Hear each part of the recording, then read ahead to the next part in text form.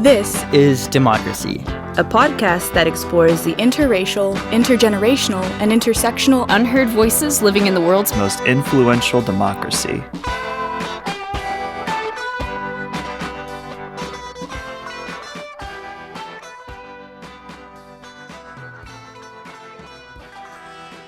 Welcome to our new episode of This is Democracy. Today we're going to talk about the history of disease, epidemic, and public health responses in democracies around the world. There's a long history, in fact, of democracies struggling to address medical challenges and struggling to formulate public policy around these challenges in a way that's effective and also democratic. And this, of course, is relevant for today as we think about concerns regarding the coronavirus and other public health issues in our society. We are fortunate to have with us a good friend and distinguished scholar, Christopher Rose. Hi, Chris. Hi, Jeremy. How are you? I'm great. It's great to have you here. Chris is a distinguished graduate from the University of Texas PhD program. He finished his dissertation just last year. I did. It's amazing. It feels good, doesn't it? It does. It does. Chris is also a teaching assistant. He taught with me in our class on U.S. history. Some of you listening might remember having him as a TA. Chris is a scholar of the 19th and 20th century Middle East, but he's really a scholar of world history. He teaches world history in a very broad sense with expertise in the Middle East. His new book that he's working on now that grows out of his dissertation is called On the Home Front, Food, Medicine, and Disease in World War I. He's currently a postdoctoral fellow at the Institute for Historical Studies and does a lot of his own podcasting, in fact, and he has a great website. If you just Google Christopher Rose, you can see his website with his own podcast, articles he's written, even a guidebook on being a graduate student. Really, really cool stuff there. I tried to do a brain dump of everything I wish I'd known when I started. There you go. So people won't make the same mistakes you made. Exactly. Learn from my mistakes, people. Before we enter our discussion about disease, public policy, and democracy, we have, of course, our scene-setting poem from Mr. Zachary Siri. What's the title of your poem today, Zachary? With an Unspoken Doubt. With an Unspoken Doubt. Okay, well, let's speak of your unspoken doubt. It is comforting sometimes on Wednesday mornings to feel time slow to interminable seconds on the black clock.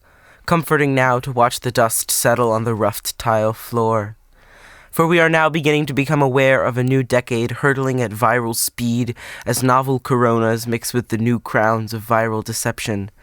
And it is cynical to say that pandemics are the future final Armageddon, somewhat absurd to blame nation-states for viruses that originate in snakes or bat soup in a wildlife market in one of our endless urban passages, sicknesses that cross borders overnight and sleep hidden in the mists of gloomy mornings at quarantined Air Force bases in Southern California.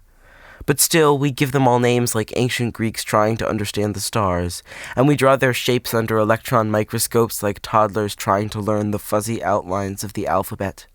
The image of a cruise ship docked off Yokohama, the infested prison that was once a floating hotel, and the invisible traces that are always green to us and slimy like a cartoon, those silent specks that flicker up and down the faux wooden decks like a premonition.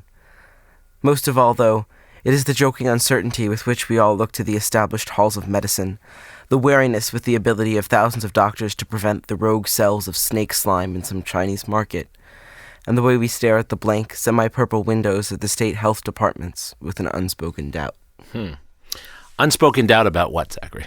Well, I think what my poem is really about is how quick we are to freak out about viruses like the coronavirus and how scary these epidemics can be, and how they, unlike many other things, inspire a lot of mistrust in the institutions that are supposed to protect us. Right, and sometimes counterproductive responses, right?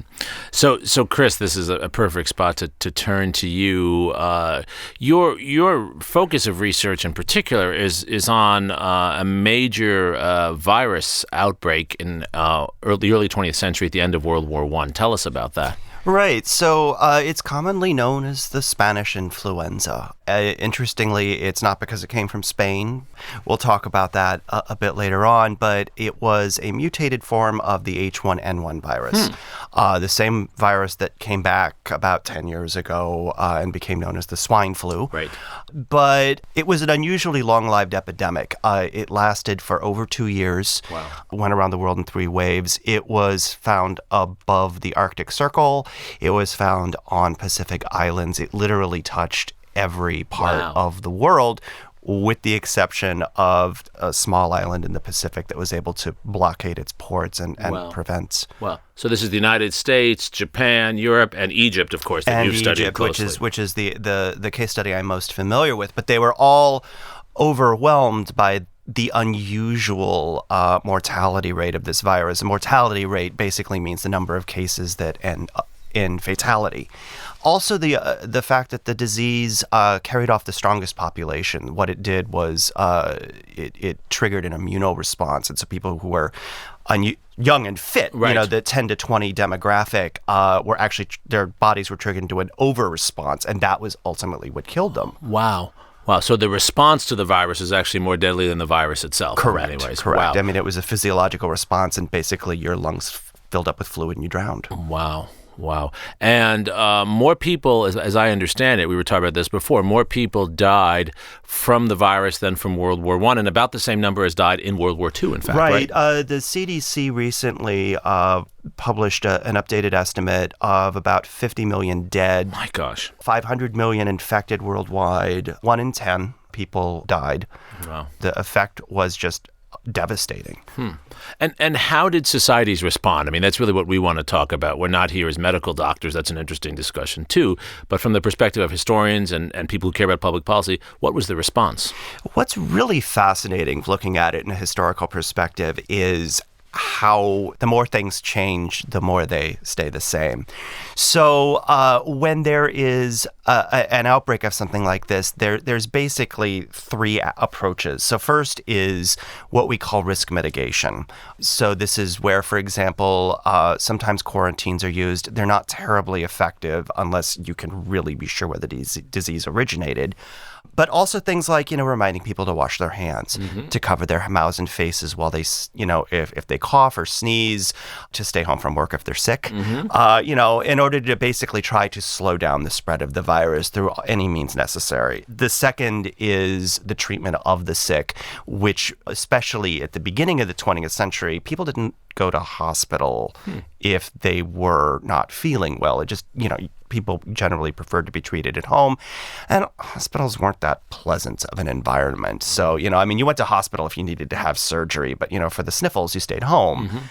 This was actually one of the big pushes, especially in places like the U.S. and Europe, to introduce the hospital as a place of care that you went to seek for something that didn't involve bleeding or, something cut off or whatnot, but the idea that the sick had to be quarantined in order to prevent the spread of the virus. And treated by medical professionals. And then the third is the development of a vaccine. Right. The problem being with some of these shorter-lived outbreaks that by the time you can develop a vaccine, the danger has mostly passed. I know on Grey's Anatomy, when a new virus comes to the hospital, by lunchtime they have a working virus and then they can go back to flirting over surgery. But that's not how it works in real life. Right. And so how effective were these measures in 1918? They were about as effective as any measures really could be. The disease was unusually virulent, and the problem is that when you have a disease that has an incubation period of a few days, you can't control where it goes. So, people didn't know they were affected because they didn't feel sick yet. And it, just 1 or 2 days will allow the disease to transmit quickly. So again, most of it was playing catch up. And a lot of it, and again, the more things change, the more they stay the same, is what we in the TSA age refer to as security theater, right, where measures are being taken primarily because there is a public demand for the government to quote unquote do something, whether it actually has an effect or not. So there are sometimes, huge measures taken, billboards and, we're going to blockade and people are wearing masks in public.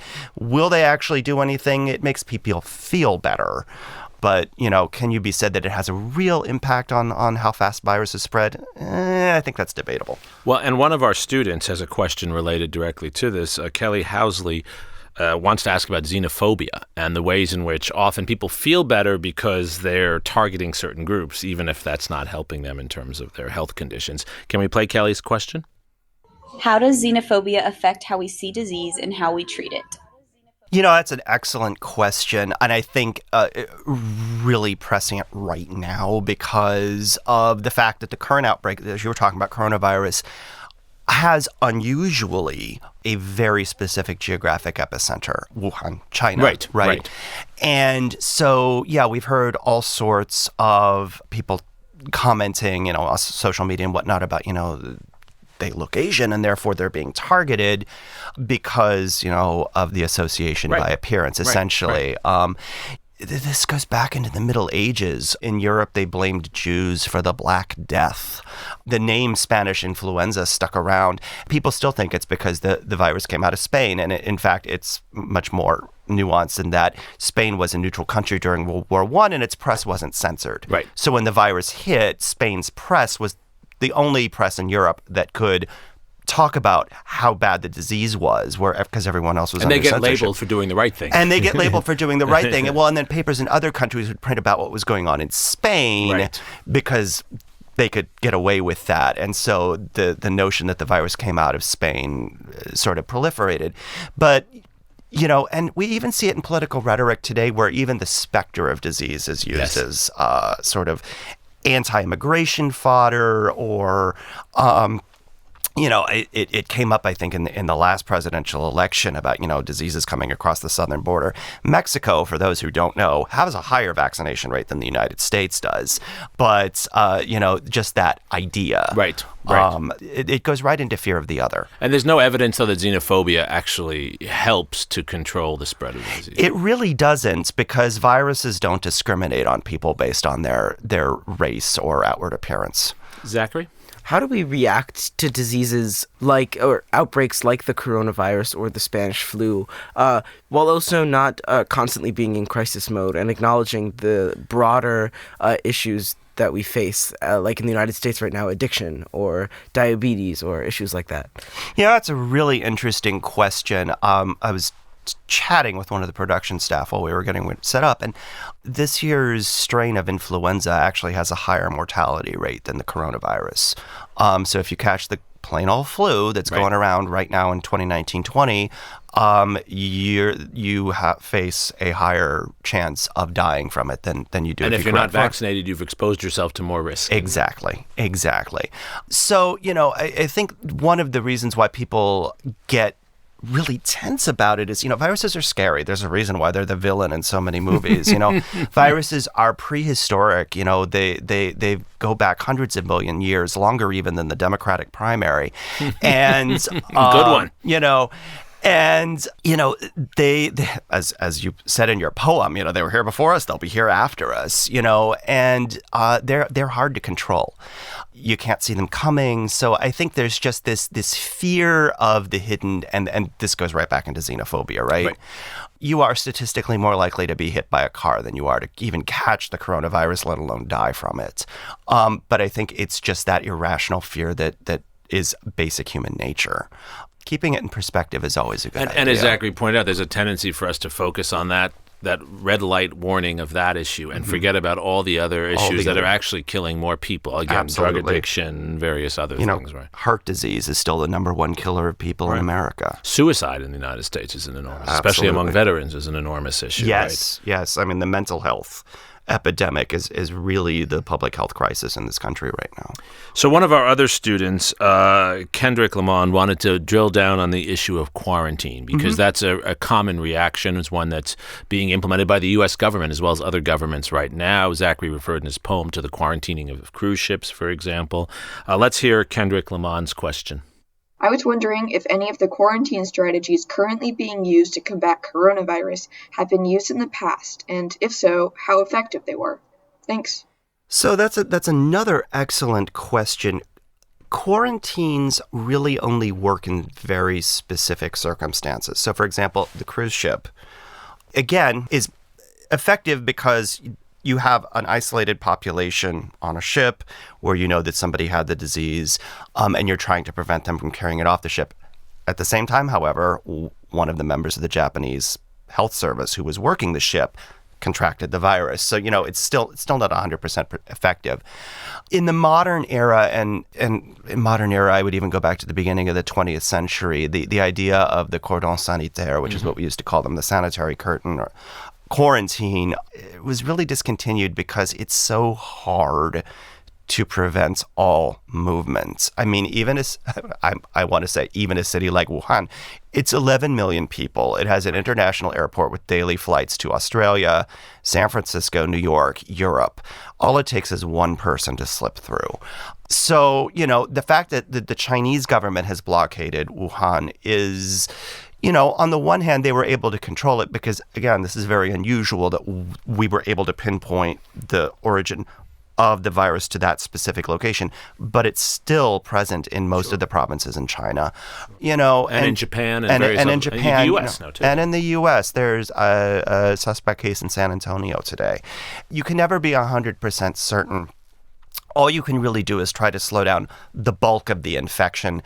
But, as is the case in all of those movies where the virus is the villain, it only takes one. Right. So what works? We've talked about very effectively, drawing on your research, some of the, shall we say, mistakes that are repeated time and again because they're so attractive. It makes sense to take out your xenophobic hate on groups, and it makes sense to quarantine, but it doesn't seem to work. What works, Chris?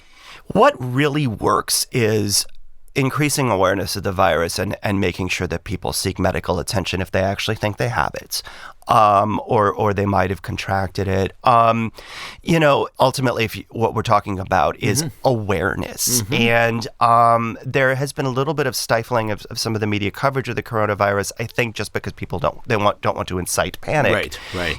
But at the same time, if you were to put statistics out there, for example, of the fact that catching it is not a death sentence. Right. If you seek medical care, it is possible to, catch this thing and survive, then that reduces the panic level a bit. And also, just reminding people to perhaps wash their hands, not cough out in public. And if you're in an area where the virus is suspected to be, maybe don't go to that concert tonight. There are things people can do to sort of limit their exposure to the general risk mitigation. Exactly. Until a virus is developed, that's really all you can do is try to limit your own exposure to it. How do you, and I think this is a central issue for democracies in many areas, not just in public health, how do you inform people without creating panic, but instead creating trust?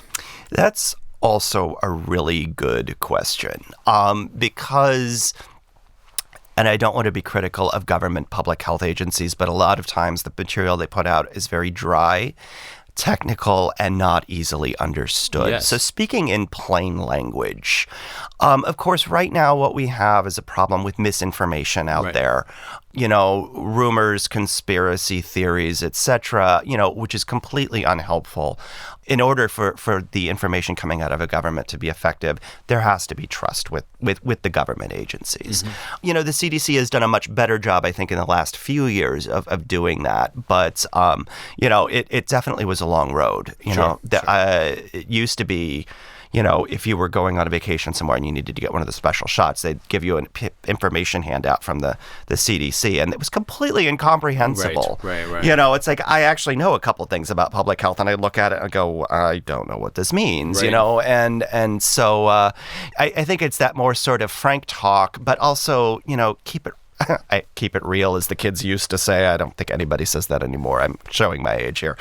Sure. And the CDC, by the way, is the Center for Disease Control based in Atlanta. It's a federally funded agency, correct? It is our we don't have a Department of Health in the United States. It is the equivalent of our Department of Health. And you think it does a good job with these things? I do think they do a good job. I mean, CDC is cutting edge. They, like everyone else, they sort of have to, search in the sofa for dimes and nickels sometimes to get their funding. Right. But, CDC is trustworthy. I think their public face has been has needed a bit of a makeover, but yeah. Sure. And agencies go through these agencies cycles. go through these, right. Zachary? How do we handle the interaction between disease and politics and prevent actions in regards to diseases from becoming too political? Oh, that's an issue of managing politics. Whatever the cause of the day is, will somehow wind up in debate on Capitol Hill, I feel, anymore.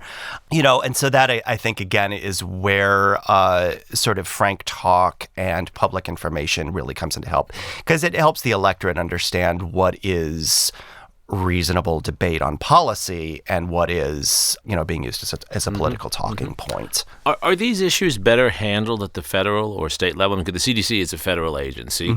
In your work on the end of World War I, you saw a variety of different kinds of responses, even within Egypt itself, right?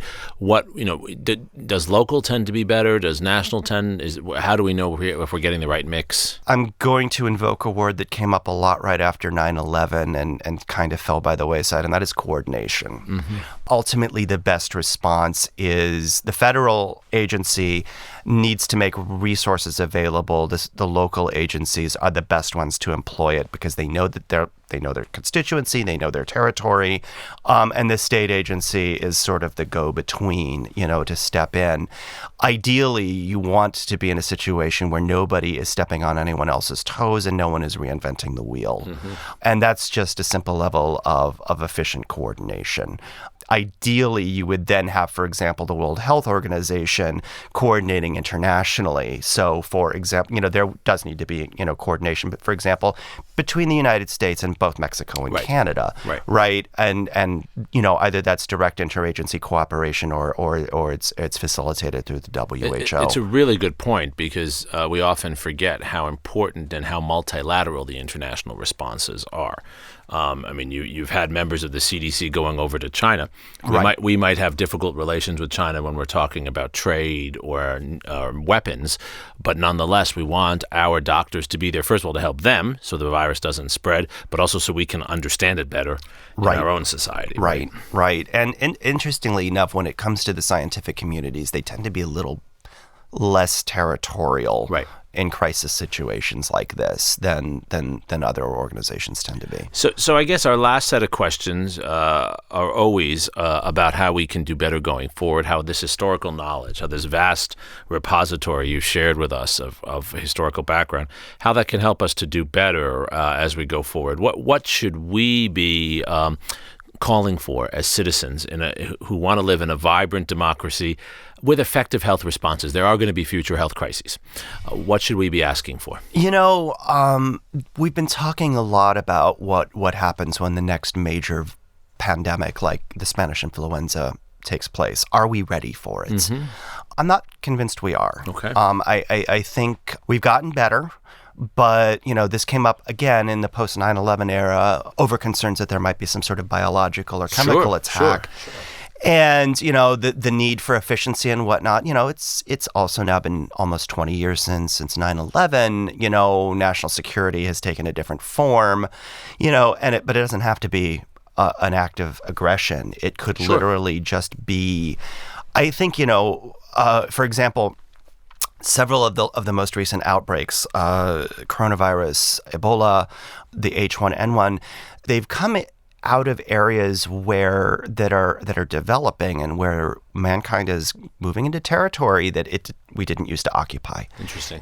We don't know what's in those jungles, or how we're facilitating viruses coming out, and so, or what climate change does to change about virus. Climate change, we know there are viruses frozen in the tundra that, are going to thaw out. So it's just one of those things where we always need to be one step ahead. We may not be able to anticipate what the virus is going to be, but we can anticipate how we're going to respond for the next health crisis. And what should we be? What capabilities should we be cultivating? Are we prepared for a major health crisis? Are we prepared to deploy doctors to a certain area?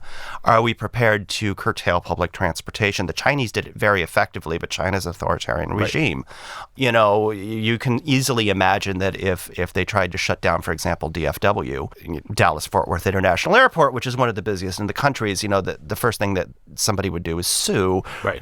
And so or just shutting down highways, right? Or How do you just shutting stop down people from highways. driving somewhere, right? Right. And again, quarantines are marginally effective, but what you want to do is slow down the spread of the virus until you can develop what you need to. It seems to me that this to contain it. This brings us back to a discussion we had during the Cold War about civil defense. Correct. There it was, how do we respond to a nuclear attack? But one of your great insights, Chris, is that some of the most deadliest and threatening, quote-unquote, foreign actions are things that actually come around disease vectors. They're not from evil actors.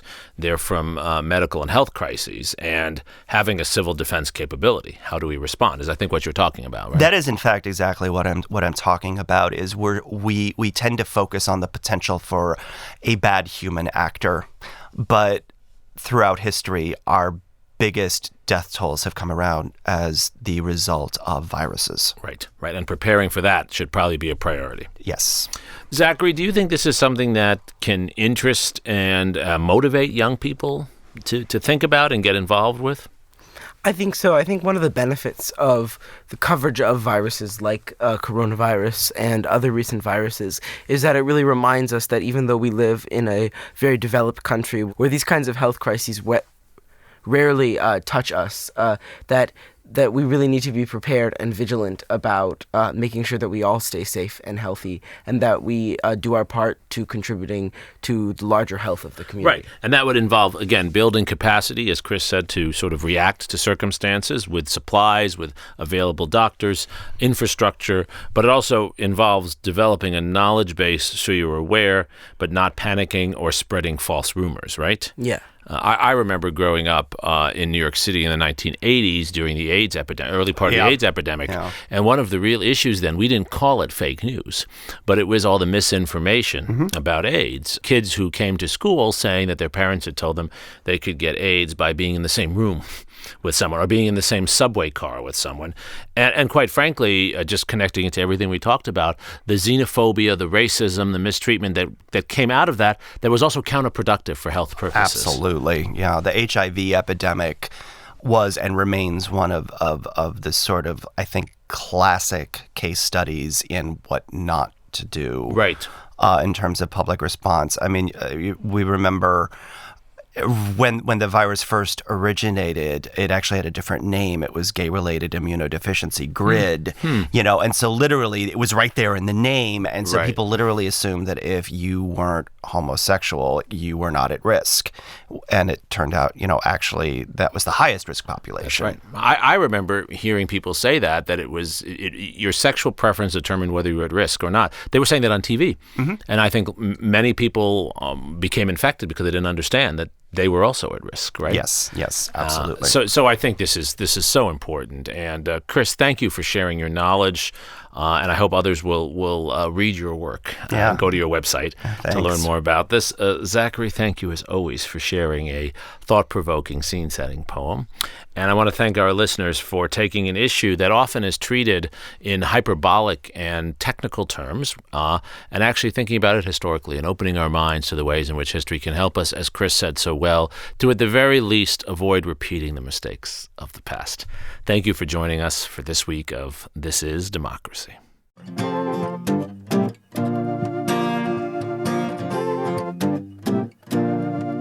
This podcast is produced by the Liberal Arts Development Studio and the College of Liberal Arts at the University of Texas at Austin. The music in this episode was written and recorded by Harrison Lemke, and you can find his music at harrisonlemke.com. Subscribe and stay tuned for a new episode every Thursday featuring new perspectives on democracy.